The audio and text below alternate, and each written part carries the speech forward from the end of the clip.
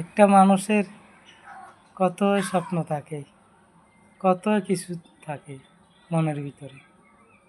মানুষটা সবগুলাকেই সফলতা হয়নি। এরকম আমিও জীবনে অনেক পরিশ্রম করছি, কিন্তু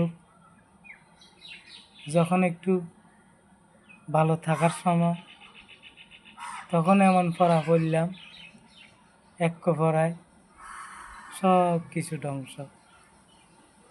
কারণ শূন্য আছি খেললাম আমি হুইল চেয়ারে, শূন্য শুধু হুইল চেয়ারে আমি, আর কেউ না।